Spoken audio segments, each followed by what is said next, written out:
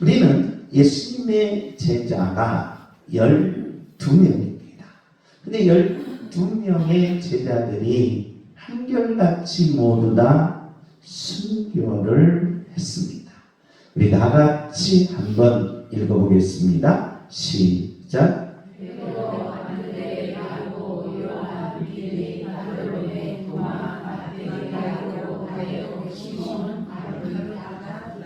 자, 가룟 유다는 배신을 했습니다. 예수님을 팔았죠. 그래서 12제자에서 뭘로 바뀌어지냐? 사도로 바뀝니다. 사도라는 말은 무슨 뜻을 의미하느냐 하면 바로 예수님을 직접 보았고 예수님을 직접 체험했고 계시를 받았다라고 해서 사도라고 부릅니다. 그런데 왜 제자는 예수님을 직접 받고 만졌는데 왜 제자를 뺐느냐? 계시가 없었다는 거예요. 특별 계시를 못 받았다는 겁니다. 그런데 이 가룟 유다에서 누구로 바뀝니까? 마띠아로 바뀌면서 12사도가 등장합니다. 근데 12사도들이 이상하게 한 분도 남김없이 베드로는 거꾸로 십자가에 매달려 순교했습니다.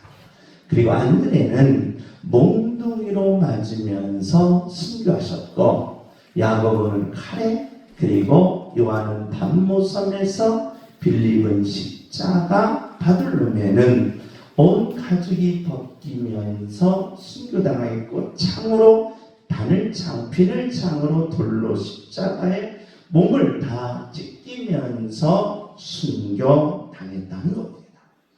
이 내용을 보면 우리는 한 가지 중심점이 나옵니다. 뭐냐? 아하, 예수 믿는 사람들은 무엇을 이기구나? 죽음을 이겼다는 겁니다. 죽음을 이겼다. 그러니까 야스푸스가 우리에게 한계를 4가지를 정해줬습니다. 그 한계가 뭐냐? 첫째, 인간은 생존 경쟁 속에서 한계를 느낀다는 겁니다. 내가 학교 다닐 때는 어떻게 했느냐? 사회에 나가서 무엇을 하면 다 성공할 것 같은 그런 자신감이 있었습니다. 나의 이쁜 미모와 나의 실력으로 사회에 나가면 내가 성공한다는 겁니다. 그런데 생존 경쟁에 딱 뛰어보니까 그게 아니에요. 나는 사람이 걷는 사람이 뛰는 사람이 있고 뛰는 사람이 날아다니는 사람이 있고 날아다니는 사람이 붙어 다니는 사람이 있다 보니까 나 같은 사람은 사회에서 도태되더라는 거예요. 거기에서 한계를 느낍니다. 두 번째는 삶에 살아가다 보니까 갑작스러운 고통이 옵니다. 부도가 온다든지 경제적 위협이 온다든지 질병의 위험이 온다든지 천청병력 같은 사건들이 다가오더라. 거기서 한계를 가져옵니다. 그런데 세 번째 한계가 뭐냐? 죽음이에요. 죽음. 그런데 이 죽음을 극복할 수 있는, 그러니까 생존 경쟁을 극복하고 그리고 삶의 고통을 극복하고 죽음을 극복한 이 제자들 뭐에서 해결받았느냐? 바로 이 사도들이 고백한 신앙에서 그것을 찾아볼 수 있더라는 겁니다. 우리 나같이 예배 시간마다 사도들이 고백한 신앙 고백, 그래서 사도신경이라고 합니다. 사도들이 이 고백을 함으로써 생존 경쟁을 이기고 삶의 고통을 이기고 죽음을 이겼다는 겁니다. 이 고백으로. 오늘 양육계 성도님들이 이 고백으로 여러분의 생존 경쟁을 이기시고 삶의 고통을 이기시고 죽음을 이기는 능력자들이 되시기를 예수님의 이름으로 축복합니다. 우리 다 같이 읽습니다. 시작.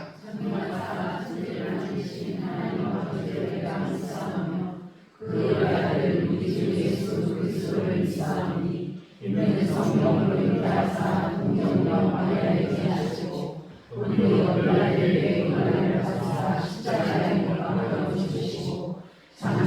오직 사흘 만에 죽은 자 가운데서 다시 살아나시며 하늘에 오르사 전능하신 하나님을 위하시다가 저리로서 산자와 죽은 자를 심판하러 오시리라. 성경을 입사하며 거룩한 부여와 성부와 성도하는 것과 죄를 사하여 주시는 것과 몸이 다시 사는 것과 영원히 사는 것을 입사하옵나이다. 이 고백이 어떻게 현장의 사회에 나가서 승리할 수 있었으며 내게 갑작스럽게 닥쳐오는 그 고통과 아픔들을 이길 수 있었으며 마지막으로 죽음까지 이길 수 있는 그 힘이 뭐였느냐? 바로 사도들이 늘 이 고백을 했다는 겁니다. 여러분들 오늘 이 시간에 여러분의 마음속의 뼛속까지 진심으로 이 고백을 하심으로써 여러분이 현장에 나가서 승리하시고 여러분의 삶의 고통 속에서 반드시 해결받으시고 죽음도 이기는 능력자들이 되시기를 예수님의 이름으로 축복합니다. 죽음도 이기는 능력을 내게 부어 주옵소서. 주여! 죽음도 이기는 능력을 내게 부어 주옵소서. 다 죽고 싶어요? 죽고 싶습니까? 그럼 죽으면 안 돼요. 현재 지금 죽으면 안 돼. 살아야 된다는 거예요. 그럼 이겨야 될 거 아닙니까? 현장에 나가서 그 생존 경쟁에서 이겨내야 합니다. 어떻게든 이겨내야 되는데 투쟁을 해서 이겨내야 됩니까? 겉모술술 쓰며 사기를 치며 이겨내야 됩니까? 아닙니다. 그런 것은 망하는 것입니다. 그렇기 때문에 우리는 생존 경쟁에서 이겨내야 돼요. 반드시 우리에게 다가오는 삶의 고통이 있습니다. 내가 좀 뭐 해보려니까 천천병든 암덩어리가 온다면 이겨야 될 거 아닙니까? 내게 하루아침에 부도가 온다면 그 부도를 극복하고 이겨야 될 게 아닙니까? 경제적 위험이든 어떤 위험이든 이겨내야 돼요. 마지막으로 우리는 죽음 앞에서 죽음을 이겨내야 된다. 그러려면 바로 예수님의 사도들이 고백한 이 고백으로 사도들이 모든 걸 이겼다면 저와 여러분도 이 고백으로 이겨야 되는 줄 믿습니다. 주여 이기게 하옵소서. 주여 이기게 하옵소서. 죽음을 이기게 하옵소서. 주여 죽음을 이기게 하옵소서. 아멘. 그래서 사도들이 고백한 이 고백을 우리도 이기게 해달라고 예배 시간마다 우리가 이 고백을 한다. 그래서 예수 믿는 사람들은 이 고백을 안 하면 안 되었다는 것입니다. 이 고백은 바로 10절로 되어 있습니다. 10절로. 1절에는 성부 하나님을 이야기합니다. 전능하사 천지를 만드신 하나님 아버지를 내가 믿사오며 1절 성부 하나님에 대한 계시입니다. 전능이라는 말은 무슨 의미를 가지고 있느냐? 완전하다는 의미가 있습니다. 완전하다는 의미는 존재한다는 의미, 존재. 그래서 존재의 의미 속에는 전지와 전능과 전성이 들어있다는 거예요. 그러니까 하나님은 반드시 뭐한다? 존재하신다. 그래서 사도들은 이 고백을 처음에 출발하는 겁니다. 하나님은 살아 계시다. 내가 눈으로 봤고 내가 손으로 만져봤고 내가 안아봤을 때 내 심장이 뛰었던 그분은 살아 계시다. 그 전능자가 천지입니다. 천지를 창조하시는데 시간과 공간과 물질로 이 세계 우주 만물을 창조하셨는데 시간을 창조하십니다. 그렇기 때문에 인간은 창조주가 아니라 창조자이기 때문에 시간을 모르는 거예요. 여러분과 저는 시간을 모릅니다. 그래서 나의 미래가 모른다. 그래서 모든 피조물들은 미래를 모릅니다. 그러나 하나님은 시간을 창조하였기에 뭐한다? 미래를 아신다. 그래서 여호와께 맡기는 여러분에게는 미래가 열린다. 하나님께 맡기는 여러분의 미래는 보장됩니다. 하나님 하나님께 맡긴 여러분의 미래가 실패한 미래가 없습니다. 나가는 미래가 없습니다. 무너지는 미래가 없습니다. 그래서 하나님께 맡긴 인생 반드시 승리한다. 그래서 천지를 이야기한다. 전능하신 살아계신 하나님은 시간과 공간과 물질을 만드시며 그 하나님이 누구다? 나의 아버지다. 끝난 거예요. 하나님이 나의 뭐다? 아저씨가 아니에요. 따라서 하나님은 이웃집 아저씨입니다. 그렇지. 나의 아버지라고 바꾸라는 거예요. 이제껏 신은 오신입니다. 송신입니다. 아니면 여러분과 제가 신을 불러서 신과 함께 있다가 내가 성공하는 신을 보내는 샤머니즘이 아니시고 하나님은 나와 내 인생과 내 몸과 내 가정과 뗄래야 뗄 수 없는 분이시다. 할렐루야. 이 고백으로 제자들이 사도들이 출발했다. 2절에는 그 외아들 우리 주 예수 그리스도를 믿사오며 성자 하나님이십니다. 그러면서 성자 하나님에 대한 바로 이 신분을 이야기합니다. 낮아지신 신분은 이 성령으로 잉태하시고 동정녀 마리아에게 나시고 빌라도에게 고난을 받으시고 십자가의 죽으심이 낮아지시며 높아지신 신분은 장장 죽으신 지 3일 만에 다시 살아나시고 두 번째 하늘에 오르사 하나님 우편에 앉아 계시다가 죽은 자와 산 자를 심판하러 오신다. 예수님의 낮아지심은 바로 반드시 높아진다는 거예요. 그래서 예수 믿는 자녀들은 비록 내가 낮아진 자리에 있지만 희망을 잃지 말라는 이유가 반드시 예수님이 높아진 것처럼 여러분의 인생도 높아진다.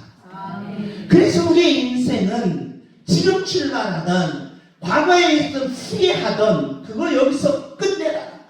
그러면서 여러분의 미래를 높아짐으로 만들어 내라는 거예요. 여러분의 미래가, 여러분의 가정의 미래가, 여러분의 자녀들의 미래가 높아짐으로 만들어내야 되는데 왜 낮아짐으로 만들어내냐? 왜 망하는 길로 가냐 이 말이에요. 실패의 길로 가냐 이 말이에요. 무너지는 길로 가냐 이 말입니다. 그러지 말라는 거예요. 그러면서 5절에는 성령님을 믿사오며 라고 했습니다. 이것이 성부, 성자, 성령 하나님의 고백이었습니다. 이 고백을 드린 제자들은, 사도들은 삶의 현장에서 이겼고 그리고 삶의 고통에서 이겼고 죽음도 이기는 능력이 그 속에서 있다는 거예요. 따라서 죽음을 능력을 내 안에 부어 주옵소서. 죽음을 이기는 능력을 내 안에 부어 주옵소서. 주여. 죽음을 이기는 능력을 내 안에 부어 주옵소서. 아멘. 그러면서 이제 6절이 중요합니다. 6절이 거룩한 뭐예요? 공예, 교회예요. 그래서 사도신경 안에는 이 교회의 역할을 여기에 두었습니다. 6절, 교회라고 교회. 그러면서 7절입니다. 7절 우리 다 같이 읽습니다. 시작. 네, 성도가 교제하는 거예요. 이걸 7절에 두었어요. 그러니까 교제를 얼마나 중요하게 다뤘느냐라는 거예요.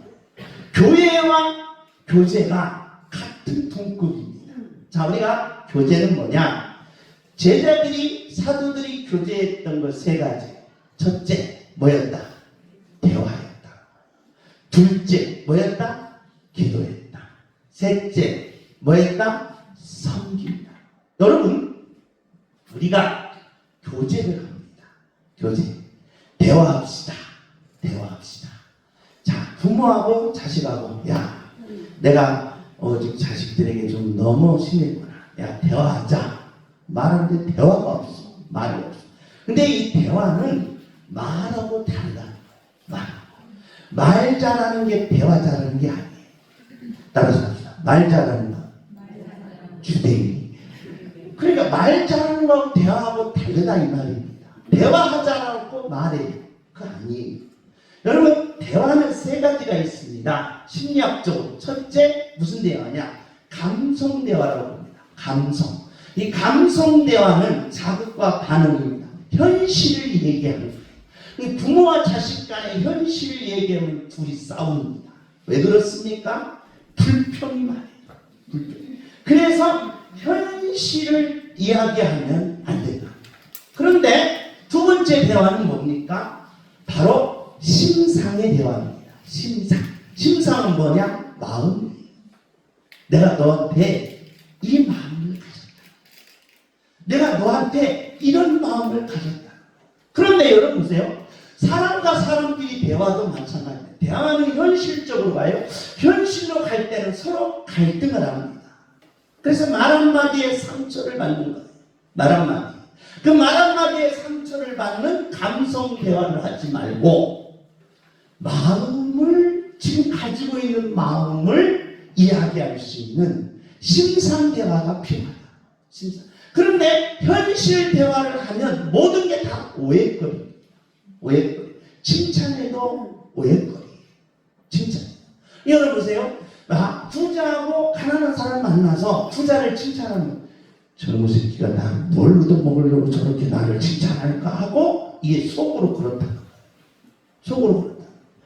그러면 친구끼리 대화하면 하는데 얘는 자기만 이기적으로 생각한다고 뒤에서 꽁 하고 있어요. 꽁 하고. 그래서 우리가 이 감성 대화가 인간에게 필요하느냐? 필요합니다.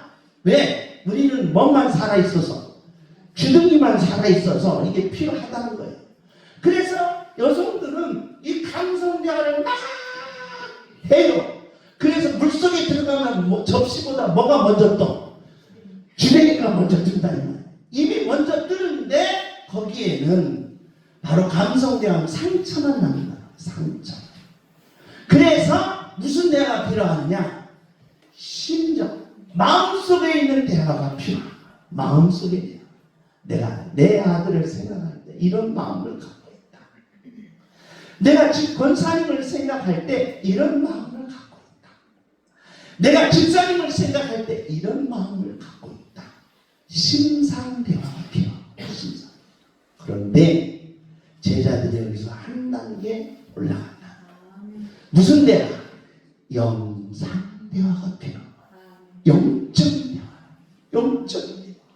영적인 대화는 말이 필요 없어요. 말이 필요 없어요. 영적인 대화는 그냥 영과 영끼리의 삶. 저는 우리 교인들하고 대화할 때 감성 대화를 교인들이 많이 합니다. 그러면 그 마음속에 무슨 아픔이 있을까? 그 무슨 마음이 있을까? 먼저 생각합니다. 그러면서 바로 영성 대화로 하나님이 저 마음을 어떻게 치료해줄까? 그런 생각이 먼저 듭니다. 그리고 저하고 얘기할 때는요, 제가 기분이 제일 좋을 때가 언제 한지 아세요? 세상 얘기할 때가 아니에요. 성경 물어볼 때. 신앙생활에 어떤 삶이 있을 때. 성경 물어보는 사람은 한 사람도 없어. 우리 양문교회는 다 박사들이야. 나하고 얘기하는 성경 얘기하는 분이 한 번도 못 봤어요. 다 박사. 장세기부터 요한계시록까지 둘둘둘 다 외우시는가. 문제는 왜? 대화가 성도의 교제다. 그래서 여러분과 저와 대화할 때, 그리고 권사님과 집사님, 권사님끼리, 집사님끼리, 성도끼리 대화할 때는 여러분과 제가 세 가지를 생각하라. 무슨 대화? 감성 대화. 무슨 대화? 심성 대화. 무슨 대화? 영성 대화할 때 최소한 감성 대화는 멈추시고 심성 대화와 영성 대화를 나누시라. 할렐루야. 그런데 마음의 상처가 싸움을 받는 겁니다. 마음의 상처가 위로를 받는 거예요. 그런데 여러분 보세요. 현대인들에게 있어서 말 못하는 사람이 어디 있습니까? 말 너무 정선미 씨. 우리 주일학교 동주 말을 얼마나 잘하죠. 나의 사랑하는 제 피로 되어졌으나 노래하니까 목사님 저거 거짓말이에요. 우리 엄마는 난 사랑해요. 말을 막 천상일 씨를 잘해요. 그러면 엄마가 동주하고 말할 때 어떻게 했을까? 이놈의 새끼야, 이놈의 새끼야. 감성 대화를 하는 거예요. 근데 동주 마음을 살리는 심성 대화를 알아. 엄마가 네 마음 안다. 그러나 이러면 안 되지. 라고 했더라면 거기서 꼬꾸라졌을 때는 감성 대화만 하는 거예요. 마음의 심성 대화는 하나도 빠져. 여기에 부모의 갈등이 있는 거예요. 부모와 자식 간에. 그렇기 때문에 여러분 보세요. 명절날 시집가라면 20만 원 내놓고 해야 된다고 그래요. 시집가라고 장가가라면 50만 원 내놓고 장가가라고 해야 된대요. 심성대화를 안 넣는 거예요. 심성대화. 영상대화는 마음을 치료하는 대화인 줄 믿습니다. 그래서 우리 제자들은 사도들은 성도의 교제를 뭘로 했나? 영상대화. 영상. 그래야 치료가 됩니다. 그래야 위로가 됩니다. 그래야 나도 능력이 있다라고 말하니까. 그래야 기적과 능력을 이룰 수 있습니다. 그 역사를 이루어낸다는 거예요. 대화, 교제. 오늘 우리가 체육대회 갑니다. 대화하십시오. 대화하는데 말하지 말고 그 마음을 헤아릴 수 있는 사람, 그리고 그 마음을 치료할 수 있는 영성대화. 이 대화가 저와 여러분에게 있어야 되는 줄 믿습니다. 주목하세요. 성도의 교제는 대화입니다. 대화를 잘 하시고 말 때문에 상처받았다면 그 말 상처를 다 이 시간 회개하시고, 그리고 저와 여러분이 대화를 잘 하셔서 위로받고 치료받고 예수님의 사도의 반열에 오르는 능력자들이 되시기를 예수님의 이름으로 축복합니다. 하나님 주된 일을 잘 눌리게 하옵소서. 이러면 여러분이 나를 욕하겠죠? 대화를 잘하게 하옵소서. 치료! 아멘. 5분 제가 5분 더 늘렸습니다. 55분인데 여기서 끝. 40분까지 설교하기로 약속했는데 50분까지 설교하기로 약속했는데 지금 설교를 10분의 1도 못했습니다. 그러나 우리 한 가지만 명심합시다. 무슨 대화합시다? 영성 대화합시다. 할렐루야. 영성 대화하셔서 치료받으십시오. 그리고 일어나십시오. 그리고 승리하십시오. 저와 여러분이, 저는 예배 시간마다 기도합니다. 하나님 예배 때 다 치료받게 하시고, 예배 때 능력이 나타나게 하시고, 예배 때 응답이 있게 하시고, 예배 때 기적이 나타나게 하옵소서. 그래서 양육교회 성도님들이 이 기적을 체험하고 교회에 오지 말라고 하는 사람들에게 다 하나도 된다. 여기에는 뭐가 있다? 기적이 있다. 자랑할 수 있는 교인이 되게 하옵소서. 그 축복이 열리시기를 예수님의 이름으로 축복합니다.